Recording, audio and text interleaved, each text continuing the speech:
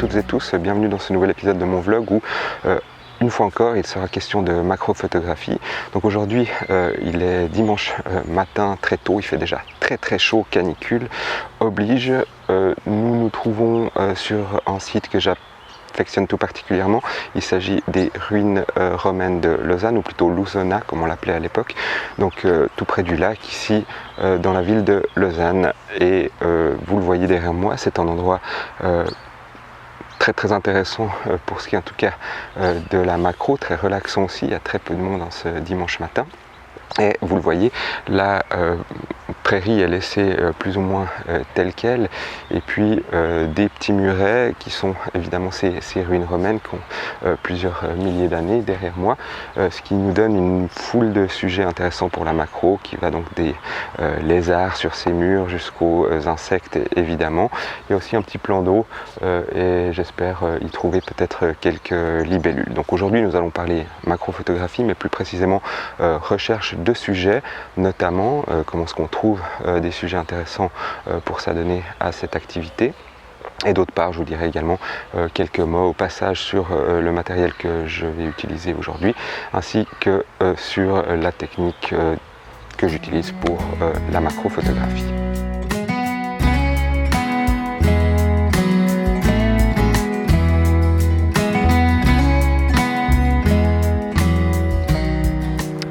Donc voilà, au niveau du matériel utilisé, c'est aujourd'hui un équipement quasiment 100% Laowa. N'y voyez ici aucun sponsor de leur part, j'ai évidemment acheté moi-même ce matériel. Donc j'ai monté sur mon boîtier Nikon Z6 II l'objectif Laowa 100 mm f2.8 macro qui permet un grossissement de 2 fois. Donc on verra si on arrive à faire quelques sujets avec ce grossissement là qui est toujours sympa. Et puis pour l'éclairage, j'ai monté le flash Quangren Macro Twin Light KX800 qui est aussi commercialisé par Laowa, sur lequel, comme vous le voyez, j'ai construit moi-même des diffuseurs pour avoir une lumière beaucoup plus intéressante. Donc si ce flash, si un test de ce flash vous intéresse, j'ai fait une petite vidéo, je vous la mets là au-dessus.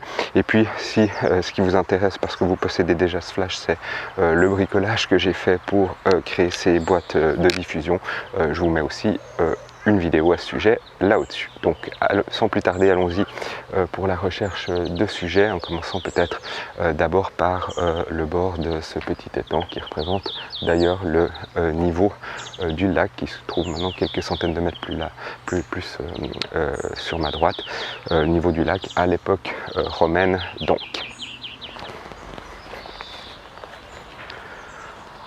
Donc quand on parle recherche de sujets en macro, les premières choses qu'on peut dire, les premiers conseils qu'on peut donner, c'est évidemment de savoir à peu près quels insectes, quelles fleurs vous allez trouver vis-à-vis de la saison pendant laquelle vous souhaitez photographier. Donc évidemment que les saisons phases, c'est le printemps et l'été s'agissant des insectes. Aujourd'hui nous sommes au mois de juin, avec mi-juin disons, avec bien 2 semaines d'avance, réchauffement climatique oblige. Donc plutôt les espèces que vous rencontrerez en juillet. Donc évidemment il y a tous les insectes pollinisateurs, il y a encore des papillons, quelques libellules que vous pourrez trouver. C'est important aussi de connaître le milieu où vous allez photographier. Donc je connais très bien cet endroit. Comme je vous l'ai dit tout à l'heure, nous avons des murets de pierre pour les lézards, donc c'est aussi quelque chose à garder en tête. Nous avons ce point d'eau pour tout ce qui est insectes aquatiques, libellules, demoiselles et compagnie, et puis ces prairies où nous trouverons plutôt papillons, quelques fleurs, et donc sur les fleurs des insectes pollinisateurs. À voir ce qu'on trouvera tout à l'heure, mais gardez bien en tête, renseignez-vous d'abord s'agissant des insectes que vous pourrez trouver, ça vaut toujours la peine. Et puis au fur et à mesure vous rappellerez les saisons et les insectes qu'on peut y trouver.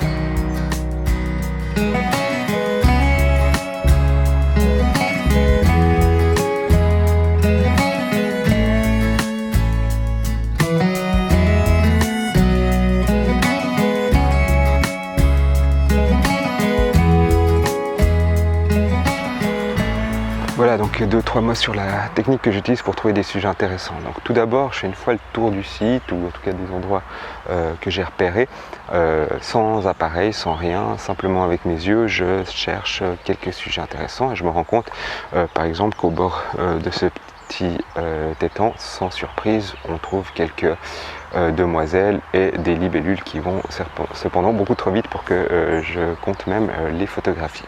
Mais enfin, faites un premier tour d'horizon et puis une fois que vous avez trouvé un endroit qui vous intéresse, arrêtez-y, prenez votre appareil photo et c'est là aussi très important de commencer par faire les réglages sur un sujet test au hasard, donc une fleur, quelque chose qui bouge pas trop, dans les conditions d'éclairage du lieu où vous voulez rester. Et voilà, faites des essais, essayez les différentes combinaisons des ouvertures et puissance de flash en particulier. Donc pour ce qui est des ISO, moi je essaie toujours de me mettre à 100 ISO, enfin on peut imaginer que vous mettiez un petit peu plus haut si votre flash est un peu moins puissant par exemple. Donc en l'occurrence je suis à 200-250 ISO, parfois pour la macro ça pose pas du tout de problème, les appareils modernes sont capables de monter très haut, donc allez-y, 320, profitez-en par exemple. Et puis ensuite l'ouverture. Alors l'ouverture, il vous faut évidemment une ouverture très fine, très petite pour maximiser votre profondeur de champ, donc je me mets toujours sur F16 ou F11 à peu près. Et puis j'ai positionné mes flashs comme vous le voyez de manière à avoir une lumière, un éclairage qui est sur l'avant du sujet et un autre sur le côté gauche pour simuler un petit peu la lumière du soleil. Donc avec ces réglages en place, vous faites quelques essais, vous testez votre exposition, regardez bien l'histogramme parce que parfois on ne se rend pas forcément compte en regardant l'image qu'il y a un petit bout qui est cramé par exemple, donc essayez d'avoir un histogramme bien centré et puis enfin posez-vous en place, respirez et puis observez et les insectes viendront à vous, les sujets viendront à vous, vous repérerez des choses que vous n'avez pas repérées comme ça sans entrer dans cet état que j'appelle un peu état méditatif ou en tout cas de relaxation propice à la macrophotographie.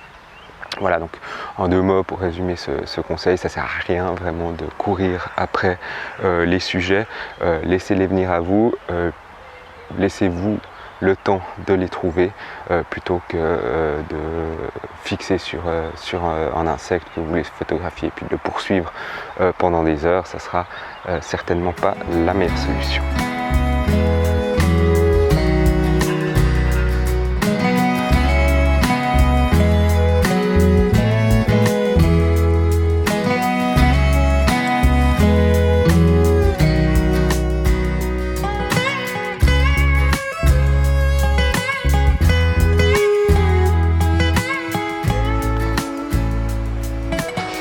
Quelques mots maintenant sur l'approche des insectes en tant que tel. C'est évidemment quelque chose de très frustrant quand on fait de la macro parce qu'on a tous nos réglages qui sont prêts.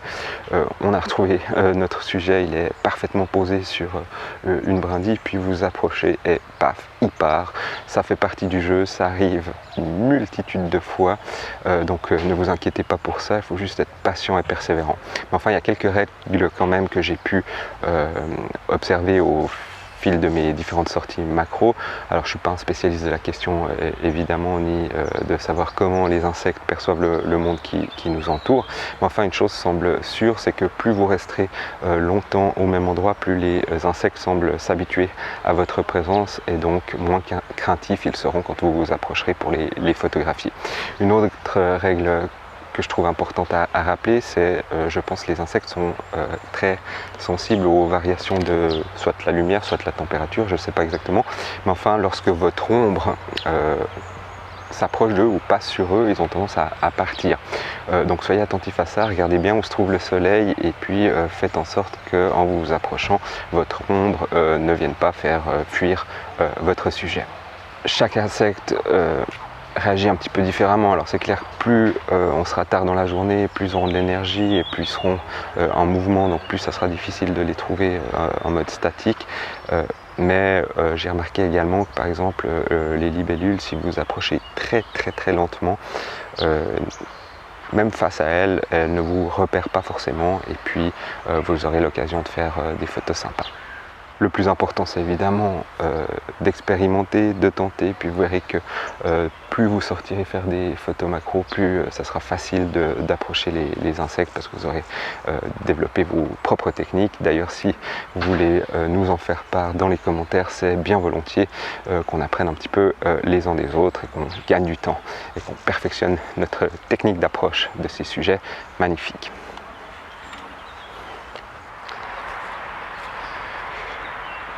Alors toujours dans la recherche d'un sujet de photo macro, ce qui est aussi bon à savoir, c'est observer les insectes et leurs déplacements, parce que vous le comprendrez assez rapidement, certains insectes font des déplacements souvent semblables, notamment les libellules qui reviennent souvent au même endroit.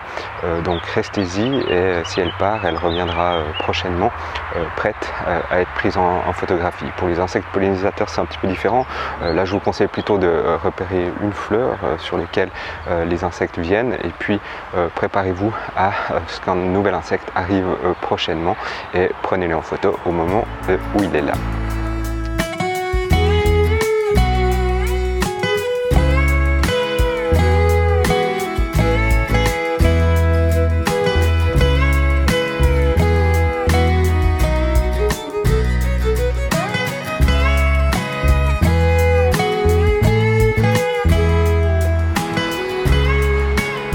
N'hésitez pas non plus à changer de sujet, changer de technique de prise de vue, notamment lorsque vous allez faire des insectes un peu plus conséquents, typiquement les belles libellules que je viens d'observer par ici, c'est rouge, c'est jaune, enfin il y en a toutes les couleurs, c'est vraiment magnifique. Du coup vous constaterez peut-être j'ai enlevé mon flash et puis ce qui implique de tout autre réglage évidemment, on n'est plus du tout à strictement parler dans la macro-photographie avec un rapport de 1 sur 1 ou plus, mais plutôt dans la proxy photographie. Enfin, l'idée étant, en tout cas en ce qui me concerne, de faire des jolies photos, peu importe vraiment les aspects techniques ou terminologiques. Donc du coup, j'ai ouvert mon objectif beaucoup plus pour séparer mon sujet du fond. Donc je suis à f4 ou même encore plus grand.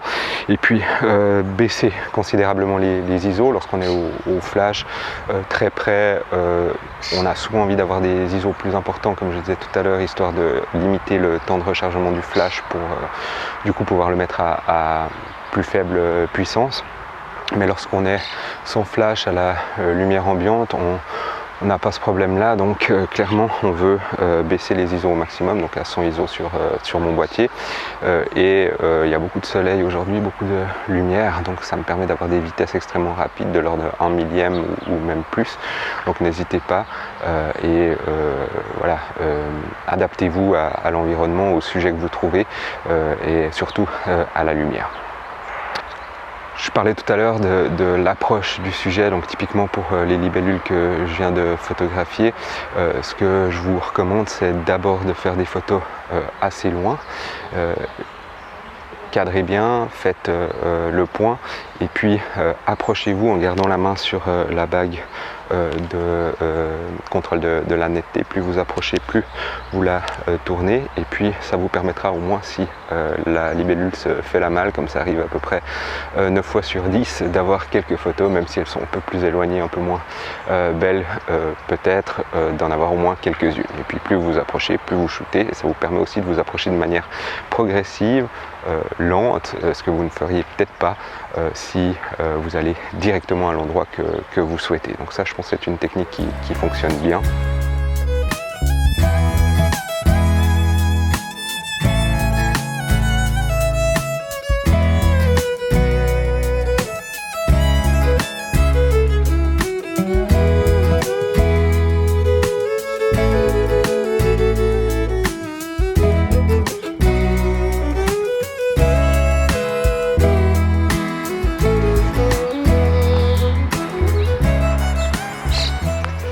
Voilà peut-être un petit dernier conseil, toujours s'agissant de la recherche et de l'approche des sujets de macrophotographie. Habillez-vous de manière pas trop flashy, avec des couleurs pas trop voyantes. Vous voyez, j'ai mis aujourd'hui un t-shirt type militaire parce que certains insectes sont sensibles aux couleurs, notamment au jaune. Alors peut-être que ça les attirera, mais c'est seront peut-être un peu trop près du coup. Donc enfin voilà, mettez des couleurs un petit peu passe-partout pour vos sorties macro-photographie. Si on devait résumer donc en 3 mots, la technique que je recommande pour s'approcher des insectes en macrophotographie, ça serait persévérance, parce que oui, ils vont partir, oui, vous allez rater, 9 fois sur 10, c'est ce qui arrive. Je dirais aussi patience, puisqu'il faut souvent rester assez longtemps, plusieurs minutes, plusieurs longues minutes au même endroit avant de repérer les sujets que vous voulez photographier, avant qu'ils s'approchent aussi peut-être un peu plus de vous. Et puis le dernier mot-clé, ça serait évidemment observation. Je pense que ça c'est valable dans tout type de photographie, mais particulièrement en macro, où on veut justement montrer aux gens qui verront vos images des choses qu'ils n'auront pas l'habitude de voir. Donc pour ça il faut évidemment pas mal d'observation aussi des sujets eux-mêmes, savoir où les trouver, savoir quand les trouver, savoir leur déplacement, savoir les fleurs qu'ils affectionnent ou les endroits qu'ils affectionnent particulièrement, enfin tout ça.